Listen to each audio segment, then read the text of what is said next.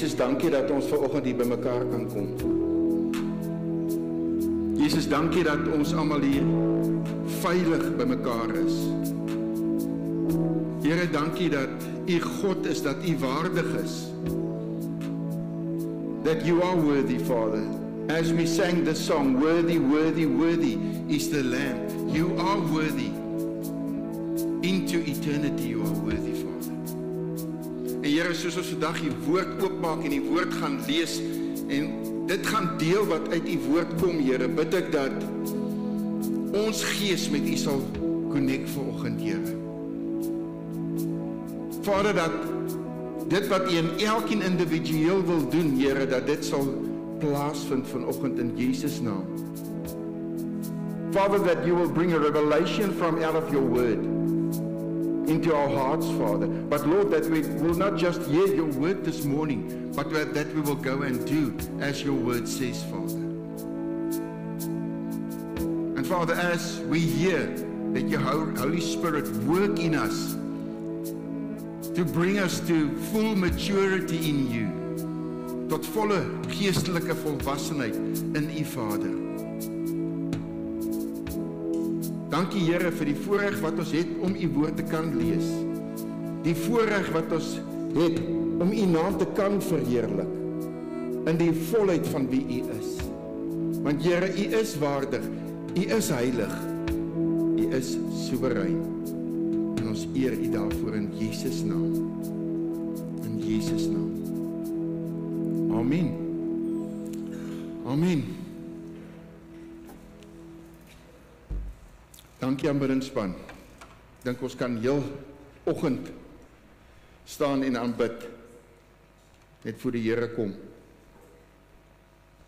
Nou, ek wil vandag voortbou op verlede week.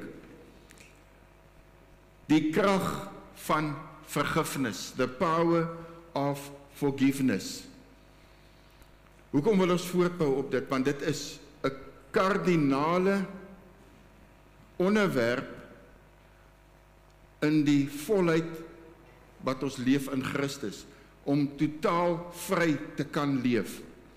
En verlede week het ons begin met hierdie tema. Soos wat ons die woord gelees het en gekyk het wat in God se woord staan, het ons gesien dat vergifnis is 'n opdrag van God.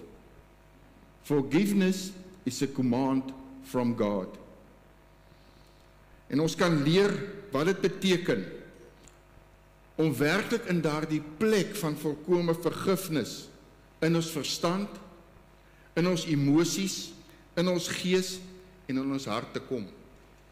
Daardie totale plek van vryheid. En God se woord is baie duidelik oor vergifnis. Baie duidelik. Kom ons lees Efesiërs 4 vers 32. Maar wees vriendelik en vol ontferming teenoor mekaar. Vergeef mekaar, soos God ook in Christus julle vergewe het. Vergeef mekaar, soos julle ook in Christus vergewe is. Jy mag dalk vanoggend hier sit en na die boodskap luister. En ek het dit verlede week ook gesê. En jy mag dalk iets teen iemand hê. Jy mag dalk swaar dra waar jy iemand moet vergewe. Of jy luister na die boodskap later en jy weet in jou hart is daar iemand wat jy moet vryspreek. Baie keer wanneer verhoudings sukkel, jy dalk sleg teleurgesteld is in iemand jou regtig diep seer gemaak het, is vergifnis die laaste ding waaraan jy wil dink. Eintlik wil ons aan vergelding dink. Eintlik wil ons dink, hoe kan ek hierdie persoon terugkry? Hoe kan ek iets aan hierdie persoon doen? When we are at a place where we feel that all our emotions, everything is going haywire, then we need to do one thing, because what we then really most of the time do is open our mouths.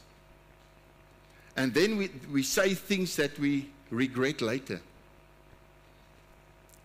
But we need to open our Bible, read God's word, and close our mouths.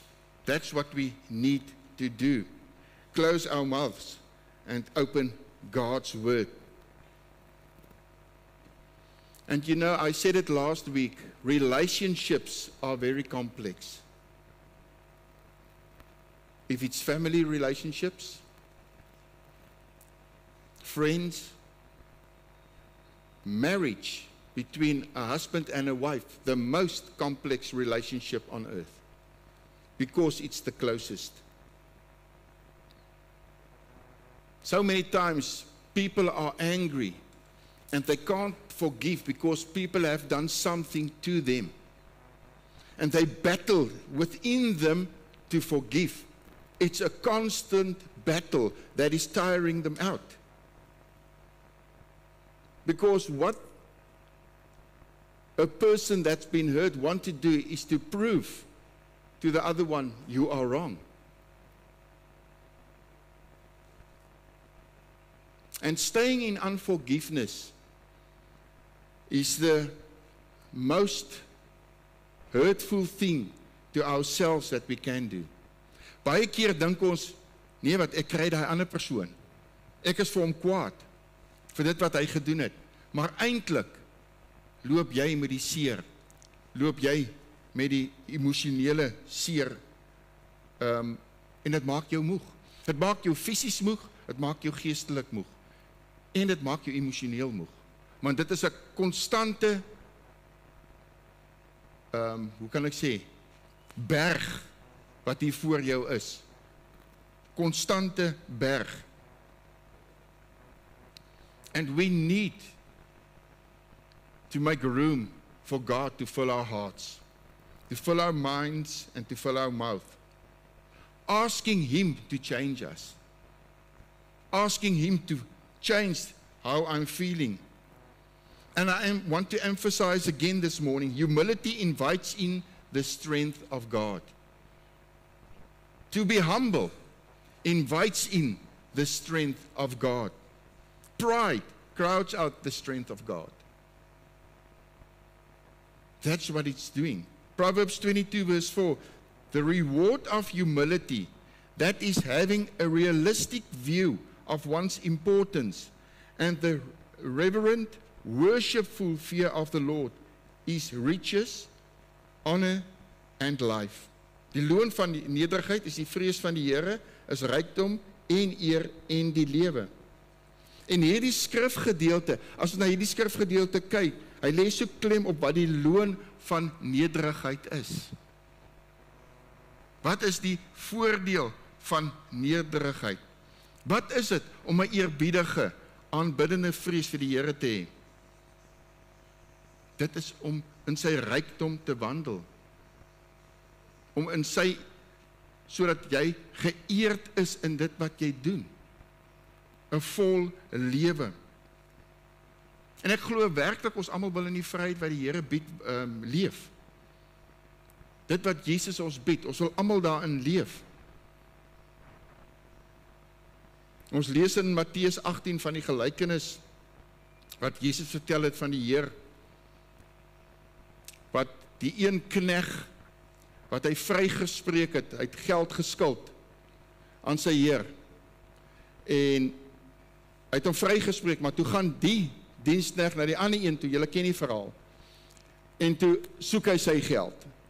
Hy soek dit wat hom toekom, en ek wil nie baie klem lê daarop nie, maar wat vir my interessant is wat gesê was.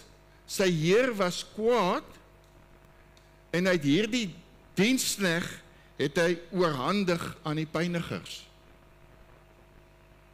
Nou ons sal dink, Jessie, maar dis wreed. Hoe kan jy iemand oorhandig aan die pynigers? Gee hom nog 'n kans, of waar is Paula? In die finansiële wêreld sal hulle gee vir hom terme om terug te betaal. Maar hier oorhandig hulle hom aan die pynigers. Kom ons sien wat Matteus 18 vers 35 sê. So sal ook my hemelse Vader aan julle doen, as julle nie elkeen sy broeder van harte sy oortredinge vergewe nie. Dit klink nogal ernstig. When we look at this verse, Jesus gives us the importance of forgiving someone, and also the consequences if we do not forgive. Because if we do not forgive, we will not enjoy life. We will not enjoy what we are doing. In this verse, he doesn't say just forgive. Forgive from the heart. Dis 'n hartsgesindheid. Wanneer ons vergewe, wanneer ons iemand vryspreek, moet dit vanuit die hart wees. Want ons kan dit maklik sê, maar bedoel ons dit werklik? Is dit vanuit die hart? Forgiveness can seem that it's one of the most unfair commands of God. But we must know who's asking it from us. Who is asking us to forgive? The one who hurt you, the one who abused you, the one who rejected you, the one that made promises to you, hurt you. And yet you feel mad, you feel hurt. What must we do? Give it over to God. I know it sounds, give it over to God. It's difficult. I went through it. Not just once, a few times. It's hard to do it. It's not an easy action. While forgiveness is a command from God, reconciliation is only encouraged as it is possible. Scripture. You can read it in, I read it last week, Romans 12 verse 18. If it is possible, as much as depends on you, live peaceably with all men. That's Scripture. And sometimes the way to live out peace with some people is to remember that while forgiveness is unlimited and unconditional, reconciliation is limited and conditional. Because it depends on the forgiveness and the willingness to forgive. It depends on that from the other person.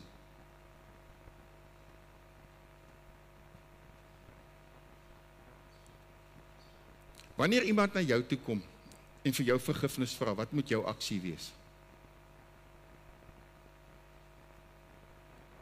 Jy moet vergewe. If someone comes to you and asks forgiveness, what must be your action?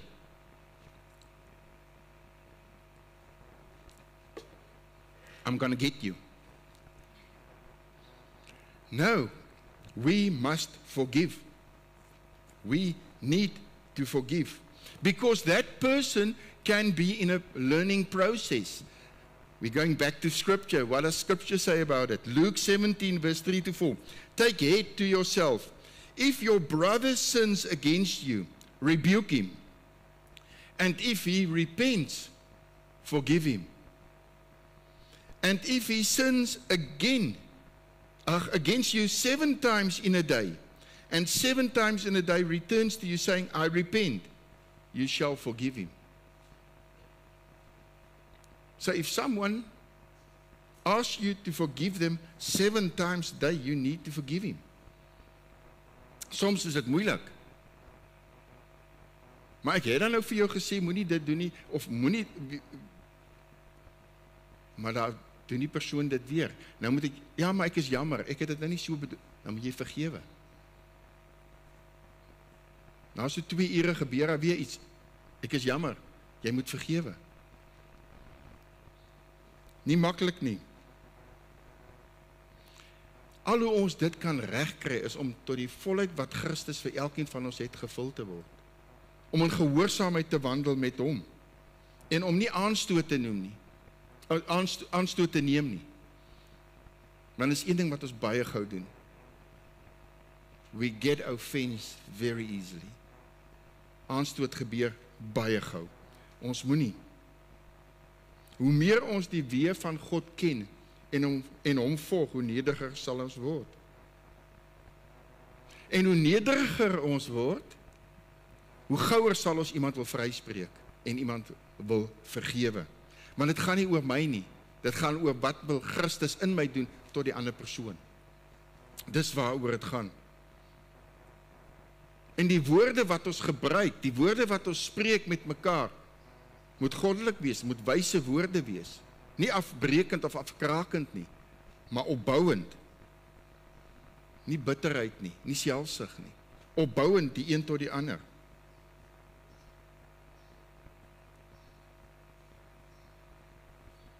Ek wil 'n bietjie vorentoe gaan. 1 Petrus 3 vers 9. Not returning evil for evil, or reviling for reviling, but on the contrary, blessing, knowing that you were called to this, that you may inherit a blessing. So the scripture is saying that we will inherit a blessing. And the only way this is possible is if we live a life of forgiving others at all times. Ultimately, we must remember our struggle isn't against flesh and blood. Our struggle is against principalities. Our struggle is against Satan. What does the enemy wants to do? What is he trying to do? He comes to steal. He comes to kill. He comes to destroy. That's what he is coming for. Do you think he loves you? The enemy. He hates you with a passion. If you are a child of God, he hates you with a passion. Satan hates unity. He hates unity. He hates Christ. You must know it. He hates Christ and he hates family. On earth, he hates marriages. All these things he hates. Why? Marriage is a picture of the union between Christ and the church. He hates it. He wants to destroy it. Family is a picture of the union of us with God the Father. Our union with God the Father. And he hates it. And when he can get us to a place where we have unforgiveness, that can kill us. Unforgiveness is like a cancer. It's not cancer. I want to clarify that. It's like a cancer, killing you slowly. And so many people don't even know it. That's what it's doing. Forgiveness is a decision, not a feeling. You might feel, I don't want to forgive, but it's a decision you need to make to forgive. Forgiveness is a you decision. It's only you that can forgive. Restoration is a we decision, because others help in the restoration process so that relationships can heal. That is others helping. Jesus had to do the same. He went through it himself. He died a violent death on the cross, shedding his blood,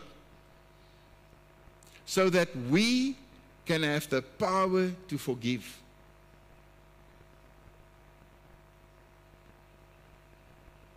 We, you and I, have the power to forgive because of the covenant we have with Jesus. Ek en jy het die krag en die wil om te vergewe as gevolg van ons verbond met Jesus Christus. As jy hom aangeneem het, staan jy in verbond met hom.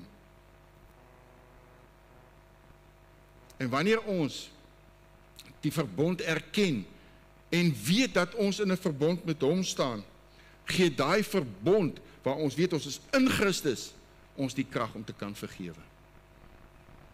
That covenant gives us the power in Christ to forgive others.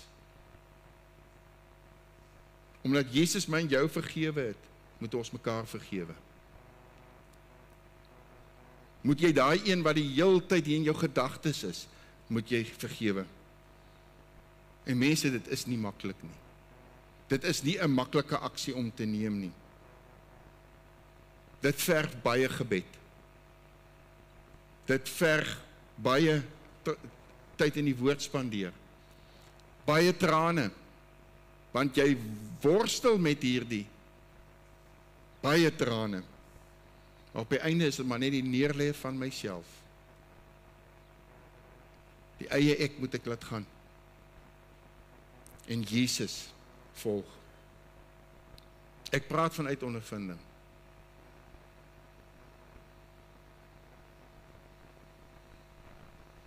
Maar weet, as ons gehoorsaam is daar 'n seën in dit, soos die skrifgedeelte sê. Daar's 'n beloning. 'n Groot las val van jou skouers af. Jy is werklik vry. Vry om vorentoe te beweeg. Verlos van die houvas wat die vyand eintlik op jou het. As jy op hy plek gekom het om te vergewe. En dit is wat genesing beteken, om totaal vry te wees. Efesiërs 3 vers 32, maar wees vriendelik en vol ontferming teenoor mekaar. Vergeef mekaar soos God ook in Christus julle vergewe het. Do your forgiving. Do your forgiving. So that you may live a long, a full life, free of bitterness, because bitterness is also part of it. Inherit the blessing that comes with it.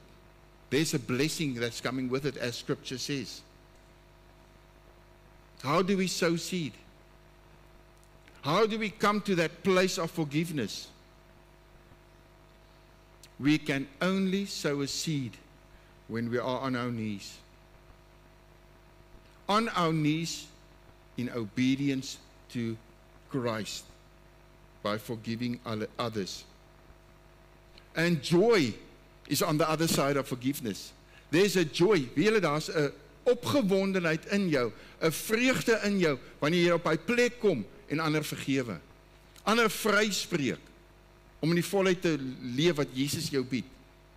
En soos ek gesê het, vergifnis is 'n opdrag om die Engelse woord is reconciliation. Dis nie 'n opdrag nie, maar dis goed om dit te doen en om te leef saam met daai persone. Ek wil vir die aanbiddingspan vra om vorentoe te kom. Ek gaan nou klaar maak. Maar ek wil hê die nagmaal, die brood en die beker moet uitgedeel word. En dan sal ek verder gaan. Die aanbiddingspan kan ook vorentoe kom asseblief. Ek wil hê jy moet, terwyl hulle die nagmaal reg kry en die aanbiddingspan vorentoe kom, wil ek hê jy moet stil raak in jouself vir oggend. Word net stil en vra die Here om vir jou te wys. Soms is dit duidelik, ek weet van hierdie persoon. Is daar iemand wat jy vanoggend moet vergewe? Is daar iemand wat jy vanoggend moet vryspreek? Almal het gekry. Ons gaan nou nagmaal gebruik, maar voor ons nagmaal gebruik, wil ek net uit my lewe, my en Sonja se lewe getuig. Want dit help nie, ons wil net woord bring nie, dit moet prakties ook wees. Ek gaan nie name noem nie. Ek wil net getuig van dit wat in ons lewe gebeur het rondom vergifnis.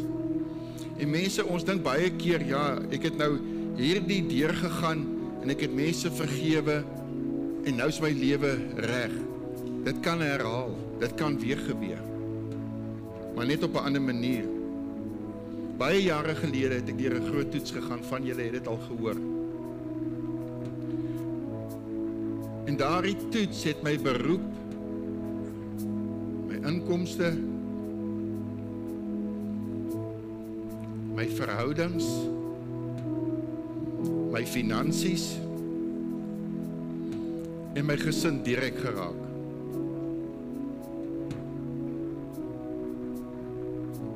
Ek was in dit wat gebeur het, dit wat gedoen is aan my, en ek sê nie ek is vry van dit wat ek dalk ook gedoen het nie, maar in dit was te verstaan dat ek baie kwaad was. Ek was baie seer.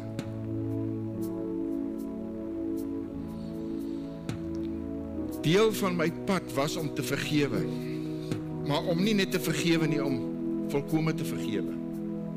En dit was 'n moeilike pad.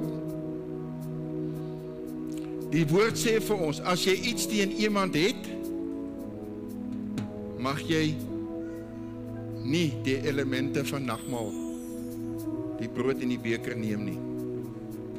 Skrif sê dit. Vir 2 jaar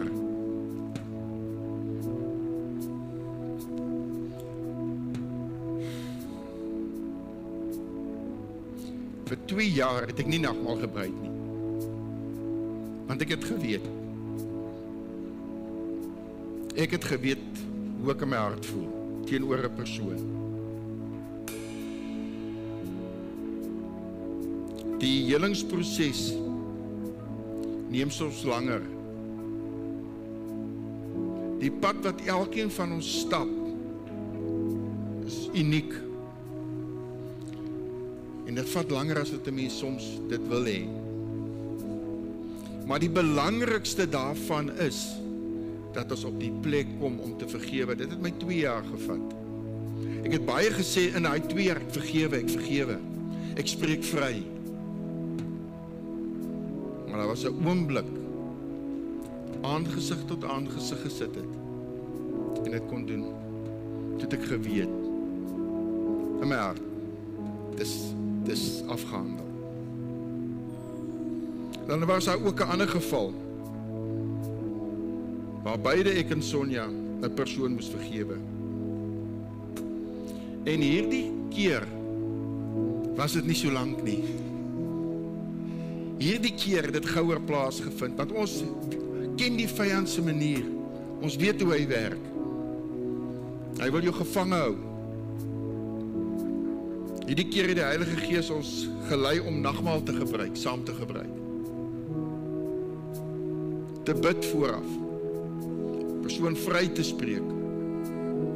En in hierdie geval kon ons die krag van nagmaal ervaar wanneer jy iemand vryspreek.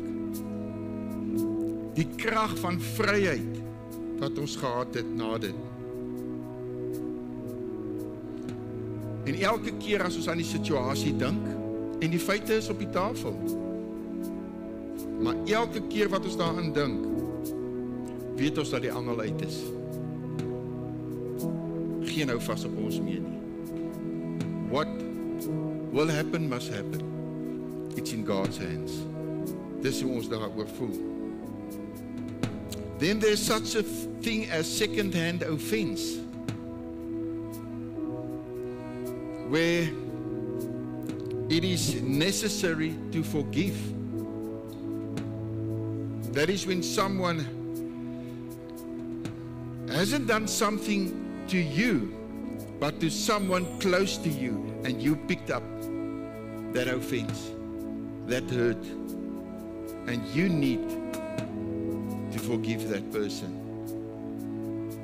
You need to say, Lord, I forgive what that person has done to someone else, but I have been hurt in that.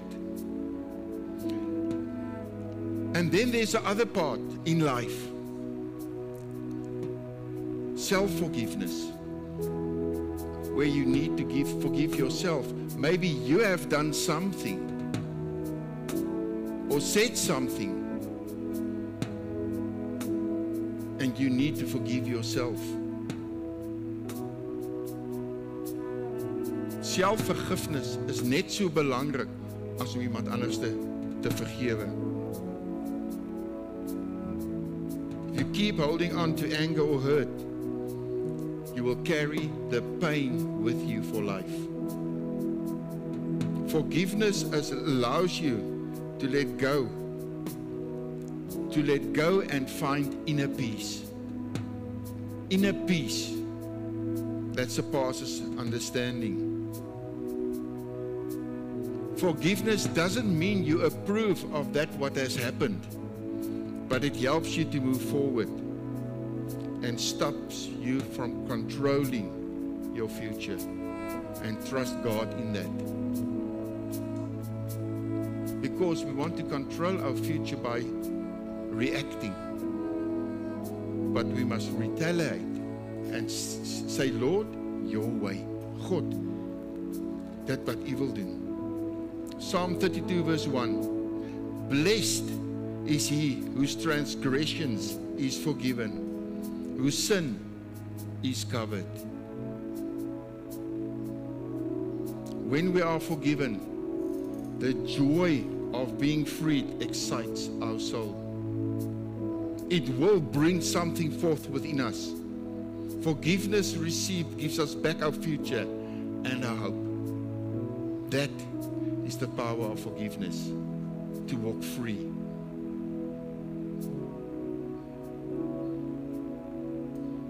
And this morning, as you sit with the bread in the one hand and the cup in the other hand,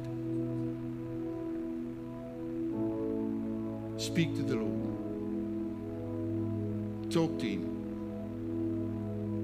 Because when He sat with His disciples around the table and He instituted the communion, He took the bread and He blessed it. And this morning, before we take communion, I want to take the bread and I bless this in Jesus' name. He said, this is my body.